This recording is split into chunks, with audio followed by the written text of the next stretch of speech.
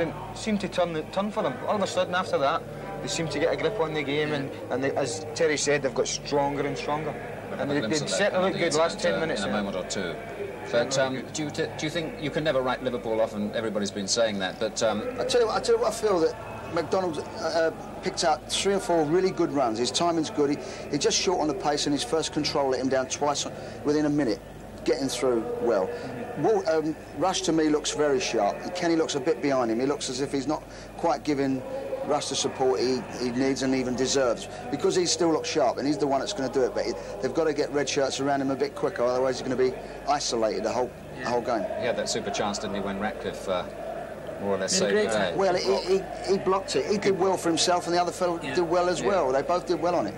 Let's have a look at that penalty incident that you were referring to, which happened fairly early in the game. We don't get a view from behind here. If we get, we should. 19 minutes, I think it.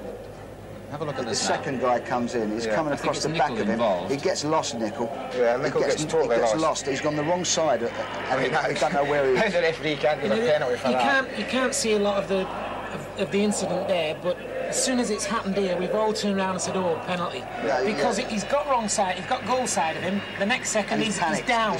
You know, and Nicol has had a nip at him. Right? You think it should have been a penalty? It certainly looked one from here, but you can't see much on the telly there. But it certainly looked a penalty from up here. Now, as we were saying, you can't write Liverpool off, but shall we? No. Well, I can't write Liverpool. Let's put it, you never can. But I fancied Everton before the game, and I've seen nothing to change my mind. No, I think I was a bit worried early on from Everton's view, because they didn't start particularly well, but as Terry said, they've got stronger and stronger, and I could possibly see them extending that lead second half, if they continue to play as well as they finished off. See, half-time's a murder, Des. You go in at half-time when you've done well, like Everton have done great, they'll be cock-a-hoop, they've gone in, they've bossed the last 20 minutes of the first half, they'll walk in, and you want to play forever when it's going well. You don't want half-time. So they've gone in for half-time. Now they've got to come out and pick themselves up again, which will suit Liverpool, because they can come out, they'll have had a talking to, they'll have had the rest, they'll have got over the last 20 minutes of the first half, and they'll be coming out thinking, right, we're in with a shout again now. Murdered half-times. You don't want them to come if you're winning. You think they? But they're not boxing anymore. The first 20 minutes they're probing and boxing. Now they've got a goal. There's a definite view on both sides when they come out, and I think we're going to see a good second half. All right. Thank you very much indeed. Now, just briefly, we're changing course for a moment, because we've been running our usual goal of the season this year. If you entered, listen out, because I'm about to announce the winner. These were the 8 goal scorers, and you had to choose the top 3 to agree with our esteemed panel of experts, 2 of them here, incidentally. Well, in third place, they picked goal C, scored by Gordon Davies for Manchester City against Watford. Well, it's certainly a crisp, competitive cup tie. It needs a goal, actually, as far as the neutral is concerned, but Phillips is trying to release Lillis, and City have a chance. And Davies! The goal it needed has arrived, and Gordon Davies scores. In second place was goal H by Johnny Metgod for Nottingham Forest against West Ham. The big Dutch international gives himself a long run. Oh, and didn't he drive it well? What an amazing free kick by the Dutchman. And the winner was goal D, scored by Bryan Robson for England in Israel. Robson, yes! Totally unmarked for a crucial goal for his country to celebrate his 50th cap.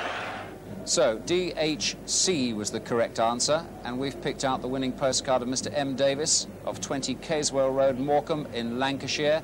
The best of luck to him. Congratulations. We're delighted for him. He might even be here. He might not be watching at all.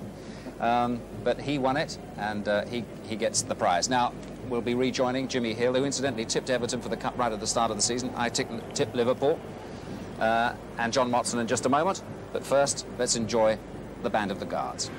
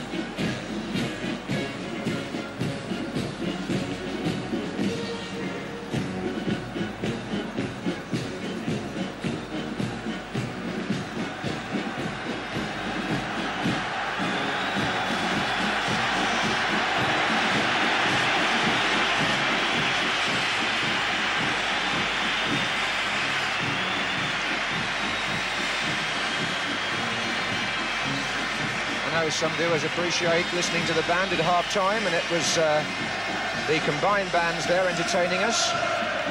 Conducting them, Major EMLYN of the Irish Guards.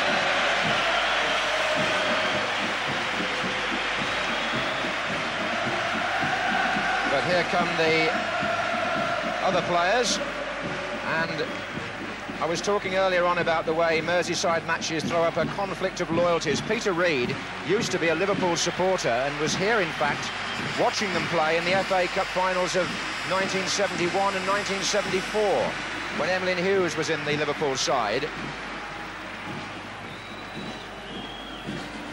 He's not a supporter of any shape or size of razor blade you can see on Cup final day. I think that looks like a superstition there. It's something of a beard, not quite up to the grey one that I did without a few years ago, but looks tough, doesn't he? Like a commando going into action like that. Fearsome sight to oppose you. Never stops running, never stops competing. What a man to have in your side. In fact, the Everton midfield with Sheedy and Brayshaw and Reid mainly have really dominated the game in the last 20 minutes or so, and McDonald and Mulvey are finding it hard to find the space in midfield that their opponents are finding. Well, Liverpool actually had more goal attempts than Everton in the first half. They had 6 to Everton's 3. They also had 3 corners to Everton's 2, but Everton scored the goal that counted, and Wembley therefore maintains its record of always producing a goal in the FA Cup final. There hasn't been a 0-0 draw here. In fact, you have to go back to 1912 to find one in the FA Cup final. Liverpool then have it to do in the second half. Funny how down the years the FA Cup has seemed to be the competition that Liverpool find it hardest to win. That was Reid. Nicol.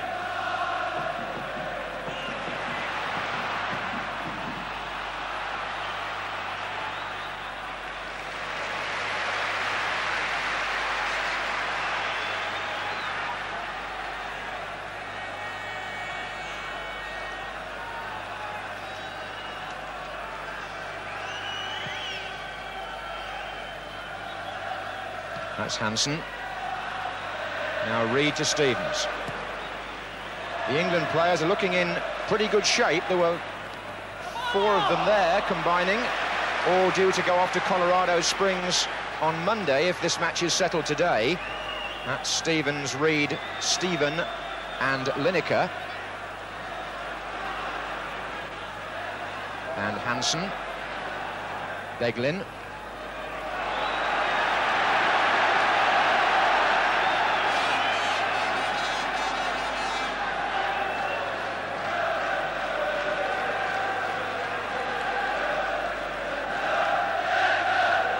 Oh, and sharp nearly, and it was missed by McDonald on the near post.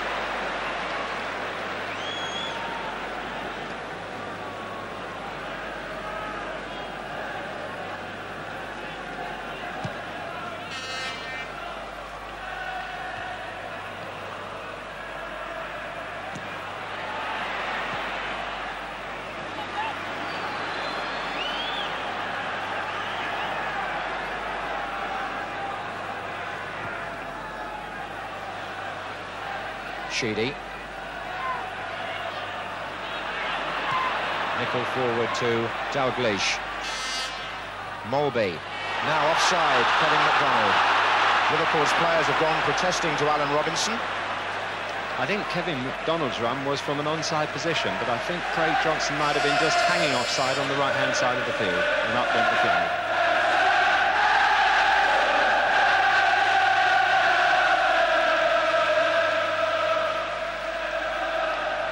Goes sharp. Here comes Bracewell for Everton. Sheedy's to his left. This is Sheedy. Lineker and Sharp are waiting, but so was Grobbelaar. Mountfield staying shoulder to shoulder with Rush there. But here's Mulvey. It was a good pass from Whelan. Offside Dalglish.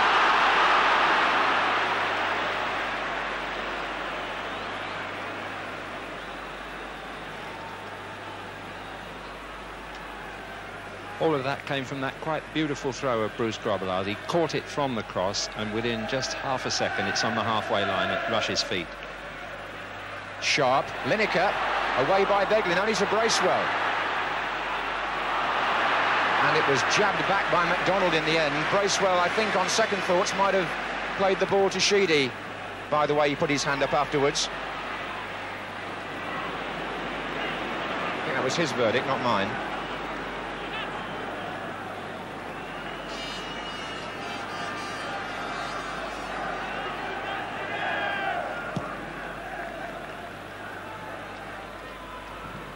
There's Gary Lineker again. What a handful he is. Trevor Stephen.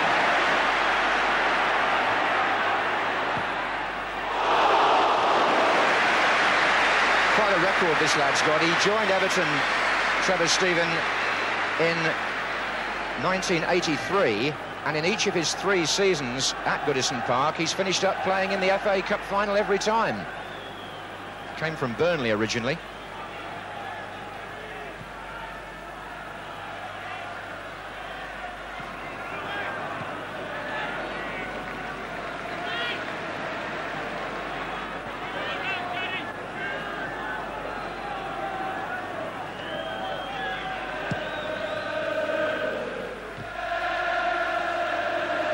Dalglish rushes in the centre. Johnston's moving forward now. It's still Dalglish. Now it's Stephen for Everton. Robbed by McDonald, who was fouled by Stevens. A little impetuous that. McDonald's taken a very quick free kick, and here's Rush. Ratcliffe is with him, and it's Dalglish. Appropriate moment if there's a Scotsman in the picture to tell you that there's been another goal in the Scottish Cup final at Hampden Park, and if we've got a potential match winner here, they've certainly got one up there, because John Hewitt has scored again for Aberdeen. So it's beginning to look as though it might be a heartbreaking season, and the pun wasn't intended, for Heart of Midlothian. 2-0 in Scotland, 1-0 at Wembley, just over 5 minutes gone in the second half between Everton and Liverpool.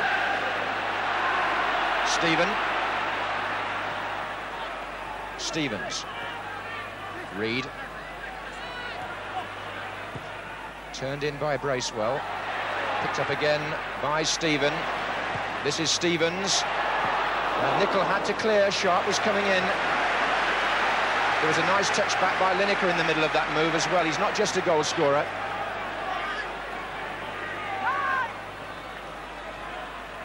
Reed. Vanden Hauwe now in attack. But Beglin. Liverpool not sure of themselves. And Sheedy.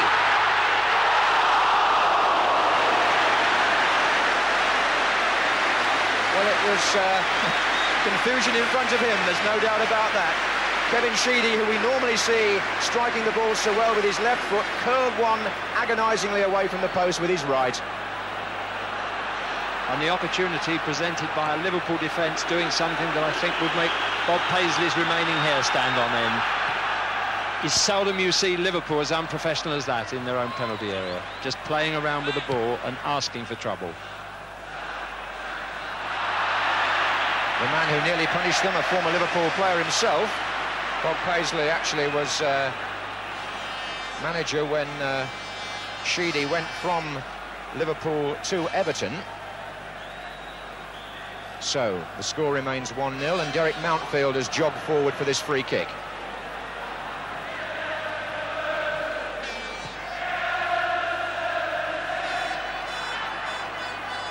Appeals for handball. It's been given against Craig Johnston.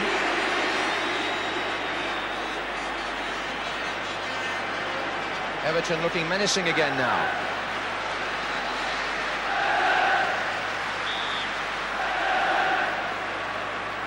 Sheedy, perhaps with the left foot this time. It was. Good save.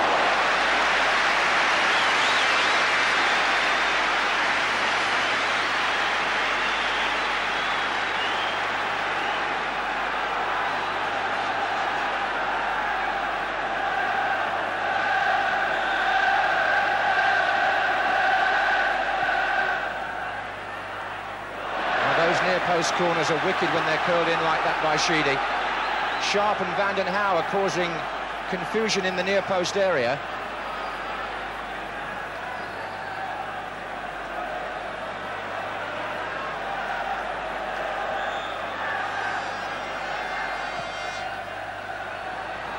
Brandon Howe is up again. Lofted back in again by Sheedy. And that's awkward for Grobbelaar, and it was half cleared by Mark Lawrenson. Derek Mountfield will retrieve. Bracewell. Sharp is still there. And he's still there. And Grobbelaar seems to be at 6s and 7s with Beglin, as you might gather from that.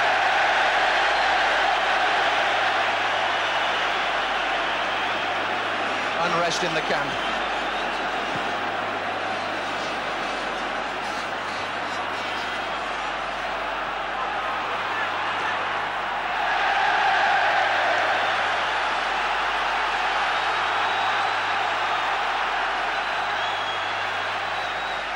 There he is, not best pleased. Annoyed at the way the goal went in the first half, no doubt, and the emotion all sparkling up there in that household tip. Nice man, very seldom you see him angry in that kind of way, Bruce Grobbelaar. Good-natured, but annoyed at the moment because Liverpool are 1-0 behind and they can see the cup slipping from their grasp, and none more than that man, Bruce Grobbelaar. Well, if that second goal had gone in, the League and Cup double would begin to slip away from Liverpool's grasp. And Everton seem determined here to make sure that they don't achieve it. 10 minutes gone in the second half.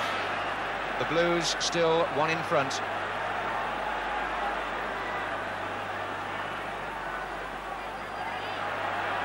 And that was made easy for him.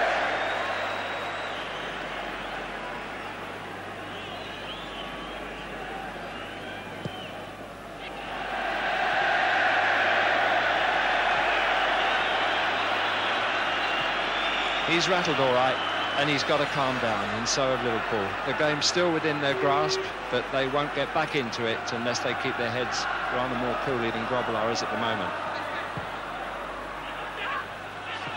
Seems unfair to single out Grobbelaar's errors, but he did make one in the Merseyside derby at Anfield when Everton won 2-0, and he also had the misfortune to score an inadvertent own goal against them here in a Charity Shield match, although it was more of a fortuitous goal. Couldn't do much about it on the day. Whelan. Brandon Howe, play on again. Lineker through the centre. Hansen trying to cover, and this time he does.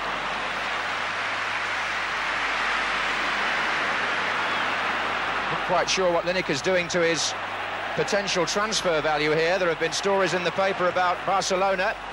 Forward by Beglin. But I suppose we've got the best person to answer that on our panel. Here's Whelan. Molby. And here's Rush, onside. Ian Rush, goal. The referee was knocked over in the excitement, but Ian Rush has equalised for Liverpool. 57 minutes, and Jan Molby put a little ball through here. They beat the offside trap. Rush went round Bobby Mims, and it was over the line without Johnson having to follow in. He took the keeper beautifully and finished with a lot of style. They're saying if you can keep your head when all about you are losing theirs, and Jan Molby kept his head for that through ball there. It was perfectly placed for that, the run of the two players. So, 1-1. And reminders too here that Liverpool have never lost a match in which Ian Rush has scored. More of that in a moment. This is Dalglish. Out to his right is Johnston. Rush has an extraordinary record. Before today, he had scored for Liverpool in 120 matches, of which they'd won 101 and drawn 19.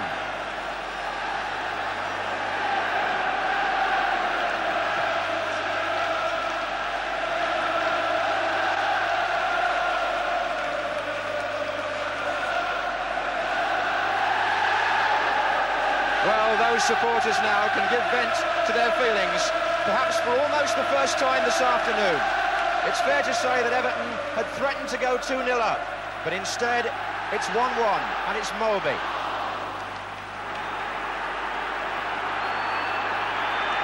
Further indication of Liverpool's immense backbone, that they should come back from a dodgy spell and equalise with almost their first attack of the second half.